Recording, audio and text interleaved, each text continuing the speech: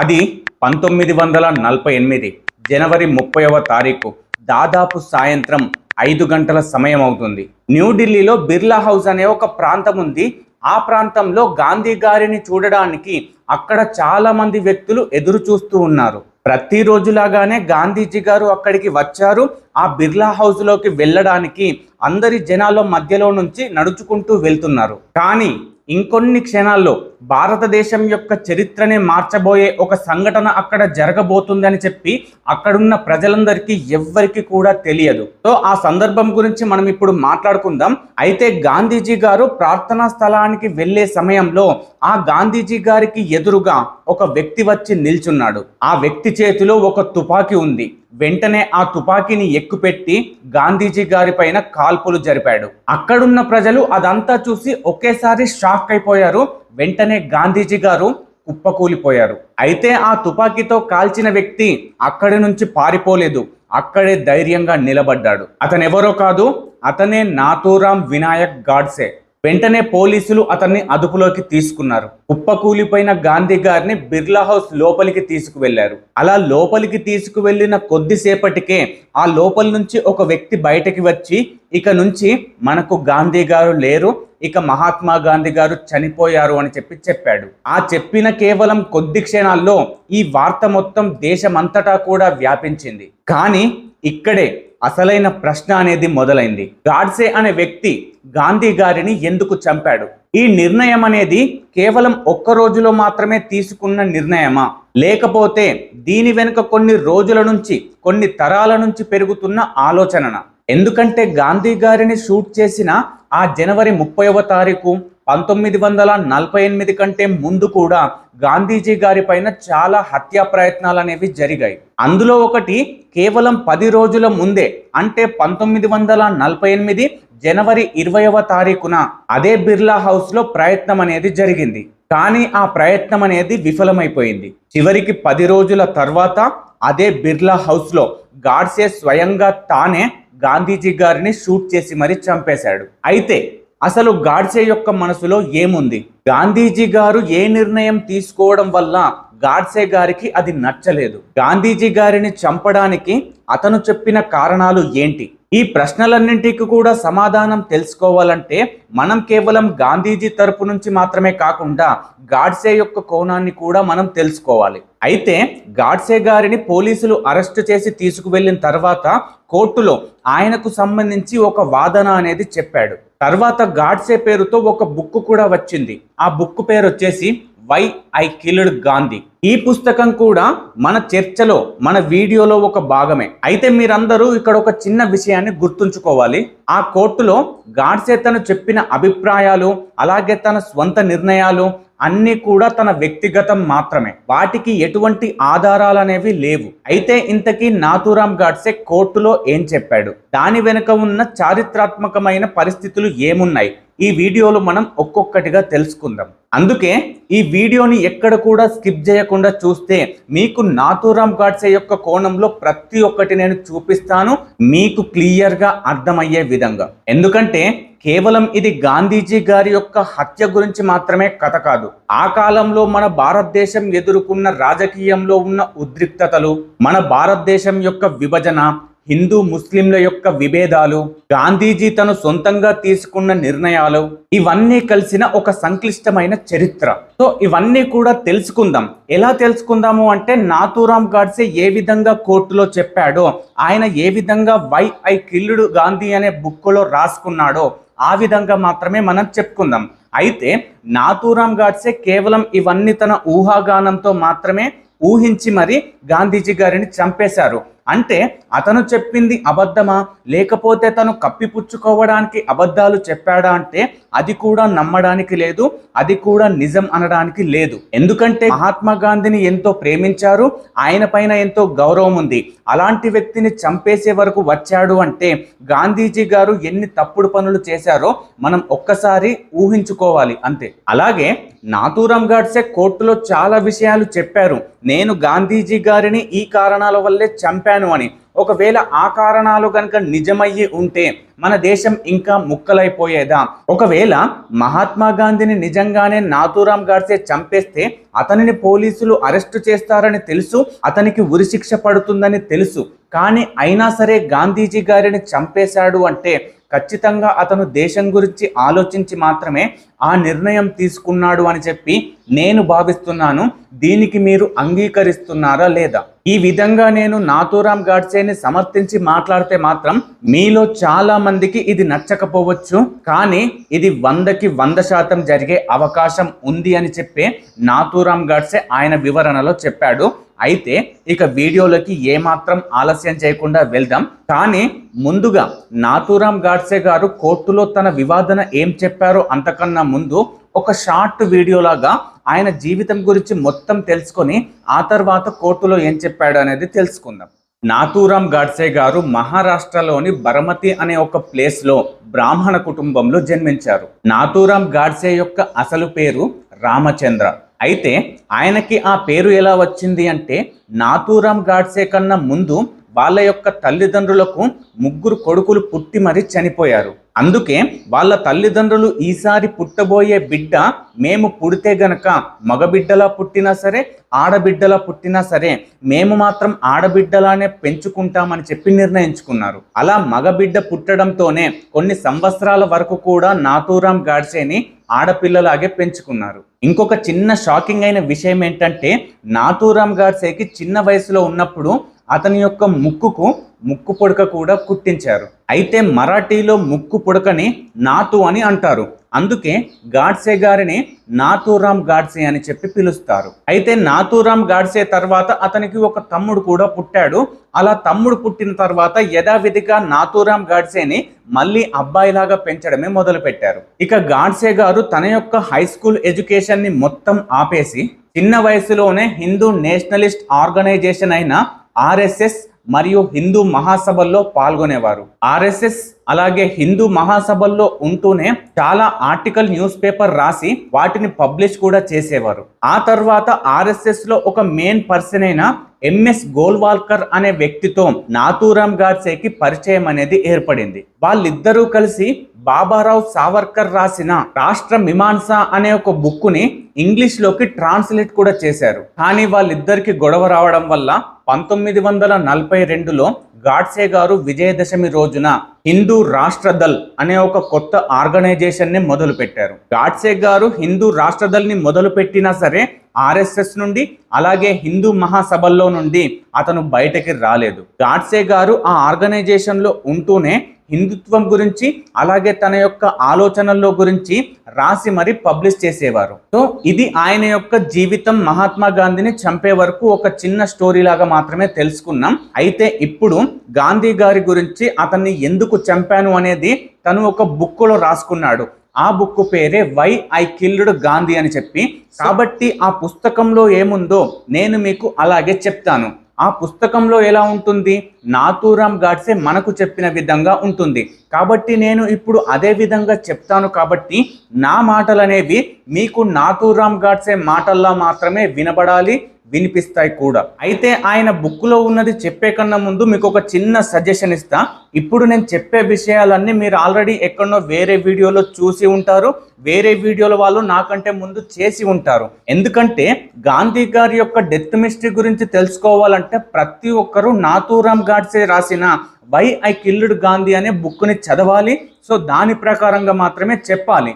కాబట్టి ఆ విధంగా చెప్తే గనక చాలా మంది వీడియోలు ఆల్రెడీ చేసే ఉంటారు. మీరు కూడా ఇప్పుడు నన్ను అనుకుంటారు మీరు వాళ్ళ నుంచి చూసి మరి కాపీ చేశారా అని. కాదు, నేను మాత్రం వై ఐ కిల్డ్ గాంధీ అనే బుక్ ద్వారా చెప్తున్నాను. కాబట్టి ఆ బుక్లో ఏ విధంగా ఉందో నేను ఆ విధంగానే చెప్తాను. కాబట్టి మేమందరం చెప్పింది మీకు ఒకే విధంగా కనిపిస్తుంది. సో ఇక్కడ నేను చెప్పే విషయం ఏంటంటే ఎవ్వరు కాపీ కొట్టరు. ఉన్న నిజం ఉన్నది చెప్పాలంటే అది 10 మంది చెప్పినా ఒకే నిజంగా మారుతుంది కదా. కాబట్టి అందరి వీడియోలో ఒకే విధంగా ఉంటుంది. ఇక వీడియోలోకి వెళ్ళి గాడ్సే పాయింట్ ఆఫ్ వ్యూలో మనం విందాం. నేను నాథూరాం వినాయక్ గాడ్సేని నేను ఒక బ్రాహ్మణ కుటుంబంలో జన్మించాను. నేను చిన్నప్పటి నుంచి హిందూయిజం గురించి, హిందూ ట్రెడిషన్స్ గురించి నేను బాగా నేర్చుకున్నాను. ఈ హిందూ మతంలో పుట్టినందుకు నాకు చాలా గర్వంగా ఉంది. నేను ఈ రిలీజియన్స్, పాలిటిక్స్, ఐడియాలజీస్ గురించి గుడ్డిగా నమ్మే వ్యక్తిని కాదు, చాలా స్వేచ్ఛగా నమ్మే వ్యక్తిని. అందుకోసమే కావచ్చు మన దేశంలో ఎంతో పెద్ద ఇష్యూ అయిన కుల వ్యవస్థ అనేది నాకు అస్సలకే నచ్చదు. కాబట్టి ఆ కుల వ్యవస్థకి నేను చాలా దూరంగా ఉండేవాడిని. కులం అనేది పుట్టుకతో డిసైడ్ చేసింది కాదు, మనకొచ్చిన మెరిట్ లేకపోతే మనకి ఉన్న క్వాలిటీస్ని బట్టి, అలాగే మనం ఎంచుకున్న పనిని బట్టి డిసైడ్ చేసేదే కులం. అందుకోసమే నేను ఆర్ఎస్ఎస్లో జాయిన్ అయ్యాను. ఆర్ఎస్ఎస్లో నిర్వహించే యాంటీ క్యాస్ట్ మూమెంట్లో నేను పాల్గొనేవాడిని. అందరూ హిందువులు ఈక్వల్ అని చెప్పి మేము నమ్మేవాళ్ళం. ఆర్ఎస్ఎస్లో ఉన్నప్పుడు మేమంతా యాంటీ క్యాస్ట్ డిన్నర్లో మేము పాల్గొనేవాళ్ళం.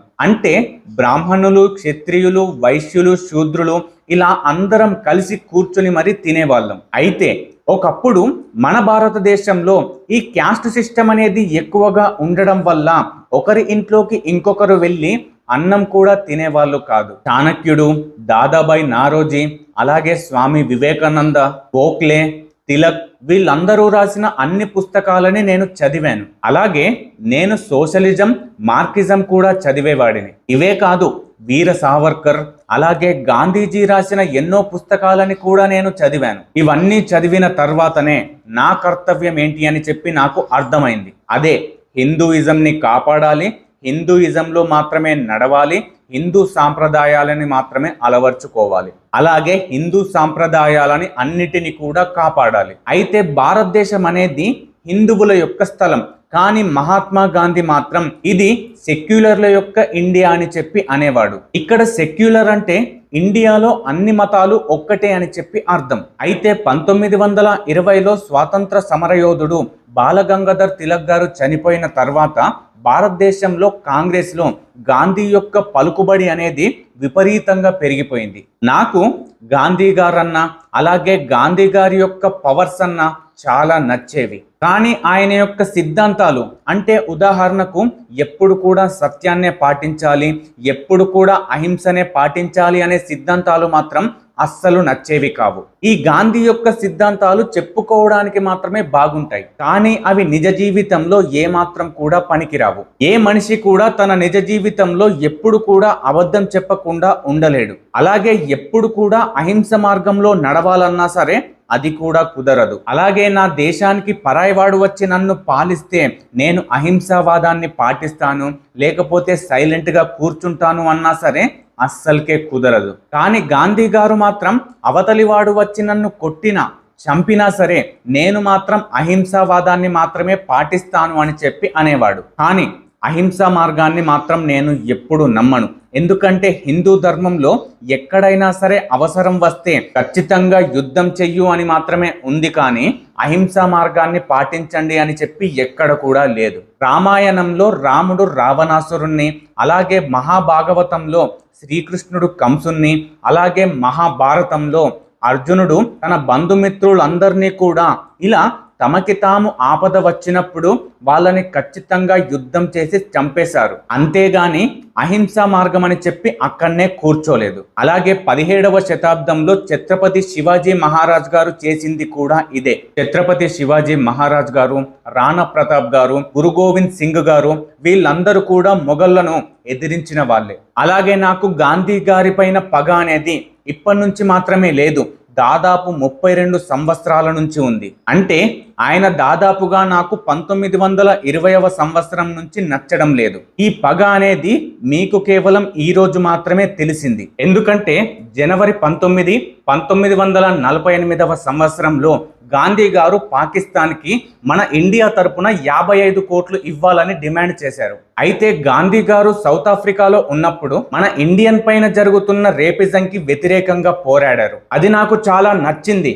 కానీ అది 1915వ సంవత్సరంలో జరిగింది. అప్పుడున్న గాంధీ గారు నాకు నచ్చేవారు. కానీ గాంధీ గారు ఎప్పుడైతే మన భారతదేశానికి వచ్చారో అప్పుడు కేవలం తన డిసిషన్స్ మాత్రమే నడవాలి అని చెప్పి పట్టుకొని కూర్చునేవారు. వేరే వారి యొక్క మాటలకు అస్సలు మర్యాద ఇచ్చేవారు కాదు. అందుకే గాంధీ గారు చాలా ఈగోయిస్ట్ అయ్యాడు. ప్రజలు ఎంతమంది వద్దు అన్నా సరే తనకు మాత్రమే కరెక్ట్ అనిపిస్తే ఆ పనిని చేసేవారు. ఇంకొక వైపు కాంగ్రెస్ కి గాంధీ చెప్పిన మాటలు తప్ప వేరే ఆప్షన్ వినేది అసలు గత్యంతరం అనేదే లేదు. అలాగే గాంధీ గారు ఏ మూమెంట్ స్టార్ట్ చేసినా సరే, ఉదాహరణకి non cooperation moment, quit India moment, ఇలా ఏ మూమెంట్ స్టార్ట్ చేసినా సరే ఆ ఉద్యమాన్ని ఎప్పుడు మొదలు పెట్టాలి, ఎప్పుడు ఆపాలి అని చెప్పి మొత్తం కూడా ఆయన యొక్క కంట్రోల్లోనే ఉండేది. కానీ ఆ మూమెంట్స్ అనేవి సక్సెస్ అయ్యాయా లేకపోతే ఫెయిల్ అయ్యాయా అనేది తనకి 1% కూడా అవసరం లేదు. ఇలా చాలా మూమెంట్స్ ని గాంధీ గారు మధ్యలోనే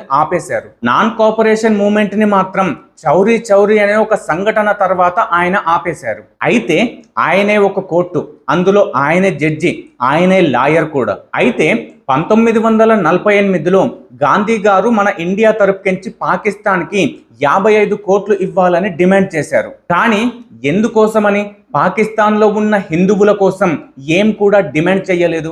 అదే సమయంలో నాలాంటి వాళ్ళు ఎంతో మంది కూడా గాంధీ గారిని వ్యతిరేకించారు. అప్పుడు కేవలం వాళ్ళకి 2 ఆప్షన్లు మాత్రమే ఉండేవి. ఒకటి, కాంగ్రెస్ నుంచి వెళ్ళిపోవాలి, లేదా కాంగ్రెస్ లో ఉంటే గనక గాంధీజీ గారు చెప్పిన మాట వినాలి. అయితే మన భారతదేశంలో హిందీకి ఎంతో ప్రాముఖ్యత అనేది ఉంది. అయితే మన గాంధీ గారు హిందీ భాషను ప్రమోట్ చేయకుండా హిందుస్థాన్ అనే భాషను ప్రమోట్ చేసేవారు. హిందీ మరియు ఉర్దూ కలిసి చదివితేనే దాన్ని హిందుస్థానీ భాష అని అంటారు. అయితే ఒకప్పుడు గాంధీ గారు హిందీ భాషను ప్రమోట్ చేసేవాడు, కానీ ముస్లింలకు ఇబ్బంది అవుతుంది అని చెప్పి హిందుస్థానీ భాషను ప్రమోట్ చేయడం మొదలు పెట్టాడు. అలాగే మన రాష్ట్రీయ భాషని హిందుస్థానీ చేద్దామని కూడా అనుకున్నాడు. కానీ ఎవ్వరు కూడా దీనికి సపోర్ట్ చేయకుండా ఉండడంతో అది అక్కడికే ఆపేశారు. అయితే మన దేశంలో ఇప్పటికీ కూడా చాలా మందికి హిందుస్థానీ భాష ఉంది అని కూడా ఎవ్వరికి తెలియదు. ఎందుకంటే దానికి సంబంధించిన ప్రాపర్ గ్రామర్ లేకపోతే వొకాబులర్ ఇవేమీ కూడా లేవు. కానీ గాంధీ గారు ముస్లింల కోసం హిందీనే సాక్రిఫైస్ చేద్దామని అనుకున్నారు. ఈ విషయం మాత్రం హిందువులను ఎంతగానో బాధ పెట్టింది. అయితే 1946వ సంవత్సరంలో మాకు పాకిస్తాన్ అనేది సపరేట్ గా దేశం కావాలి అని చెప్పి మహమ్మద్ జిన్నా అనే వ్యక్తి కోల్కతాలో చాలా గొడవలు చేశాడు. ఆ గొడవల్లో ఎంతో మంది హిందువులు మరణించారు. కానీ అప్పుడున్న కాంగ్రెస్ మాత్రం ఆ గొడవల్ని ఏమాత్రం కూడా ఆపలేదు. ఒకవేళ మహాత్మా గాంధీ గారు ఆ గొడవల్ని ఆపండి అని చెప్పి ఉంటే ఆ గొడవలు ఆగిపోయేవి, అలాగే చాలా మంది హిందువులు బ్రతికేవారు. అయినా సరే మహాత్మా గాంధీ ఆ గొడవల్ని ఆపలేదు. ముస్లిమ్స్ లీగ్ వాళ్ళు మన దేశానికి వ్యతిరేకంగా ఉన్నప్పుడు కూడా గాంధీజీ గారు ముస్లింలకే సపోర్ట్ చేశాడు. కాంగ్రెస్ పార్టీ వాళ్ళు హిందూ ముస్లిం అందరూ సమానంగా ఉంటారు, అందరూ ఒకే యూనిటీగా ఉంటారు అని అనుకుంటూనే ఇంకోవైపేమో మహమ్మద్ జిన్నా యొక్క కండిషన్లకు ఓకే చెప్పేశాడు మహాత్మా గాంధీ. అలా మహమ్మద్ జిన్నా అడిగిన పాకిస్తాన్ని వాళ్ళది వాళ్ళకు ఇచ్చేశాడు. మన భారతదేశంలో ఒక ముక్కని కోసేసి వాళ్ళకి ఇచ్చేశాడు. ఇప్పుడు మన స్థలం పరాయి స్థలం అయిపోయింది. గాంధీ గారు తన డిక్టేటర్షిప్తో మన భారతదేశాన్ని ముక్కలు ముక్కలుగా చేశారు. మరి పార్టీషన్ వల్ల ఎవరు సఫర్ అయ్యారు? నెహ్రూనా, గాంధీనా? కాదు, మళ్ళీ ఇక్కడ సఫర్ అయింది మన హిందువులే. చాలా మంది హిందువులు పార్టీషన్ వల్ల వాళ్ళ ప్రాణాలని కూడా వదిలేశారు. వాళ్ళ ఇండ్లను, వాళ్ళ ఫ్యామిలీస్ని, వాళ్ళ కుటుంబాలని అందరినీ కూడా కోల్పోయారు. ఇండియాలో ఉండి మెజారిటీ అవ్వాల్సిన వాళ్ళంతా కూడా పాకిస్తాన్కి వెళ్ళి మైనారిటీగా మారిపోయారు. అయితే పాకిస్తాన్లో ఉన్న ముస్లింలు ఇక్కడి నుంచి వెళ్ళిన హిందువులందరినీ కూడా ఎన్నో రకాలుగా ఇబ్బందులు పెట్టేవారు. అయితే గాంధీ ఎప్పుడైతే దేశాన్ని ముక్కలు ముక్కలుగా చేశాడో అప్పుడే నాకు విపరీతమైన కోపం వచ్చింది. అయితే 1948 సంవత్సరంలో హిందువులు ఢిల్లీలోని ఒక మసీదులో తలదాచుకుంటే గాంధీ గారు ఏ రిలీజన్ యొక్క ప్లేస్ నైనా మనం గౌరవించాలి అని చెప్పి ఆ మసీదులో ఉన్న హిందువులను బయటకి పంపించేసి పాకిస్తాన్ నుంచి వలస వచ్చిన ముస్లింలని ఆ మసీదులో ఉంచాడు. కానీ అదే పాకిస్తాన్లో హిందువులకు మానభంగాలు జరుగుతున్నా, ఎన్నో ఇబ్బందులు జరుగుతున్నా సరే గాంధీజీ మాత్రం ఒక్క మాట కూడా అడగలేదు. అయితే గాంధీజీ మన దేశంలో బాపు అని పిలువబడతాడు, కానీ ఆయన తండ్రి స్థానానికి ఏమాత్రం కూడా సరిపోడు. ఎందుకంటే తండ్రి అనేవాడు మనల్ని కాపాడాలి, మన కుటుంబాల్ని ముక్కలు ముక్కలుగా చెయ్యకూడదు. నాకు తెలుసు మహాత్మా గాంధీని చంపితే నన్ను ప్రజలందరూ కూడా వ్యతిరేకిస్తారని, అలాగే నన్ను పోలీసులు అరెస్టు చేస్తారని, అలాగే నాకు ఉరిశిక్ష వేస్తారని తెలుసు. నా పరువు మొత్తం పోతుందని కూడా తెలుసు. కానీ గాంధీజీ లేకపోతే భారతీయ రాజకీయ చరిత్రలో మార్పు వస్తుంది, దేశం బాగుపడుతుంది, నా లైఫ్ పోయినా, నా జీవితం పోయినా, నేను మరణించినా సరే నా దేశం బాగుపడుతుందని చెప్పి నేను మహాత్మా గాంధీని చంపేశాను. ఒకవేళ మహాత్మా గాంధీ కనుక ఉంటే పాకిస్తాన్ వాళ్ళు మన పైన ఎగిరెగిరి పడతారు. అయితే గాంధీజీని చంపాలి అన్న డిసిషన్ని నేను ఒక్కనే సొంతంగా తీసుకున్నాను. ఇందులో ఎవ్వరికి భాగం లేదు. నేను జనవరి 30వ తారీఖున 1948వ సంవత్సరంలో మహాత్మా గాంధీని షూట్ చేసి మరీ చంపాను.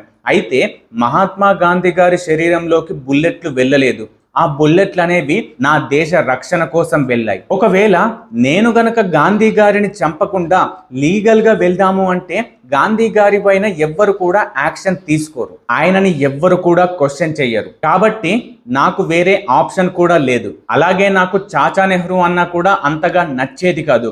ఎందుకంటే చాచా నెహ్రూ కూడా ఇండియాని సెక్యులర్ ఇండియా అని చెప్పి అనేవాడు. కానీ రూల్స్ అన్ని ఫాలో అవ్వకుండా ఇండియాని ముక్కలు ముక్కలుగా చెయ్యడానికి నెహ్రూ కూడా భాగమయ్యాడు. కాబట్టి నేనే గాంధీని చంపాను అని చెప్పి ఒప్పుకుంటున్నాను. నేను ఎక్కడికి కూడా పారిపోను.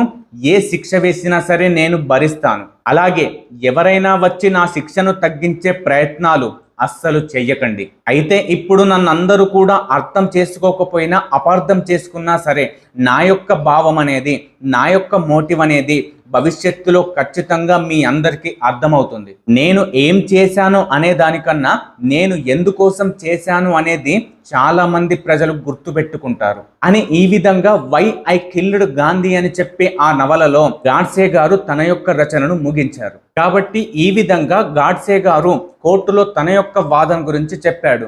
ఈ వాదనని వింటేనే నాకు దేశం గురించి గాంధీ గారి పైన చాలా వ్యతిరేకత అనేది వచ్చింది. మీకు కూడా వచ్చే ఉంటుంది. అయితే గాంధీ గారి యొక్క మరణం తర్వాత చాలా గొడవలు జరిగాయి. అలాగే ఆర్ఎస్ఎస్ మరియు హిందూ మహాసభల్ని అన్నిటినీ కూడా మూసేశారు. అయితే ఆర్ఎస్ఎస్ మాత్రం మాకు గాడ్సేకు ఎలాంటి సంబంధం లేదు అని చెప్పింది. ఆయన 1930లోనే మా ఆర్ఎస్ఎస్ ని వదిలి వెళ్ళిపోయాడు అని చెప్పింది. కానీ దీనికి గాడ్సే యొక్క పేరెంట్స్ మాత్రం అస్సలు ఒప్పుకోలేదు. గాడ్సే చనిపోయిన చివరి శ్వాస వరకు ఆయన ఆర్ఎస్ఎస్ లో ఉన్నారు అని చెప్పి బలంగా చెప్పారు. అయితే 2020లో క్యారవాన్ అనే ఒక సంస్థ తాను చేపట్టిన ఇన్వెస్టిగేషన్ లో భాగంగా నాథూరామ్ గాడ్సే గారు తన చివరి శ్వాస వరకు కూడా ఆర్ఎస్ఎస్ లోనే ఉన్నారు అని చెప్పి తేల్చి చెప్పింది. అదే సమయంలో ఆర్ఎస్ఎస్ లో నాథూరామ్ గాడ్సే యొక్క పేరు కూడా ఉంది అని చెప్పి లిస్టును బయటకు తీసి మరి ఆ ఇన్వెస్టిగేషన్ లో తేలింది. అయితే నవంబర్ 15, 1949వ సంవత్సరంలో అంబాలా జైల్లో నాథూరామ్ వినాయక్ గాడ్సే గారిని ఉరితీసి చంపేశారు. కాబట్టి ఇప్పుడు మీ అందరికీ ఒక చిన్న ప్రశ్న, వినాయక్ గాడ్సే గారిని మీరందరూ సమర్థిస్తారా? నేను మాత్రం ఆయన యొక్క మాటలు విన్న తర్వాత ఖచ్చితంగా సమర్థిస్తాను. మీ భావాన్ని కూడా మీరు సమర్థిస్తారా లేదా అని చెప్పి కామెంట్ రూపంలో తెలపండి. అలాగే ఒకవేళ గాంధీ గారిని గాడ్సే గారు చంపకుండా ఉంటే, గాంధీ గారు బతికుంటే మన ఇండియాని ఇంకా ఏం చేసేవారు? డెవలప్ చేసేవారా, లేకపోతే దిగువ స్థాయికి తీసుకువెళ్ళేవారా? అది కూడా కామెంట్ చేయండి. కాబట్టి ఇది ఫ్రెండ్స్ వీడియో. ఈ వీడియో ద్వారా నాథూరామ్ గాడ్సే గారు గాంధీ గారిని ఎందుకు చంపారో ఒక చిన్న మీకు ఇన్ఫర్మేషన్ అయితే వచ్చిందనే అనుకుంటున్నాను. ఈ వీడియో ద్వారా మీకు కొద్దిగైనా నాలెడ్జ్ వస్తే ఈ వీడియోను ఒక నలుగురికి షేర్ చేయండి. అలాగే లైక్ చేయడం అనేది మర్చిపోకండి, సబ్స్క్రైబ్ చేసుకోవడం అస్సలు మర్చిపోకండి. ఎందుకంటే మీరు చేసే ఈ చిన్న లైక్, కామెంట్, షేర్ ద్వారా మా వీడియోకి ఎంతో ఇంపాక్ట్ అయ్యి ఈ నాలెడ్జ్ అనేది చాలా మందికి షేర్ అవుతుంది. So thank you for watching. Next వీడియోలో మళ్ళీ కలుద్దాం. అంతవరకు బాయ్, మీ నవీన్ కోరే.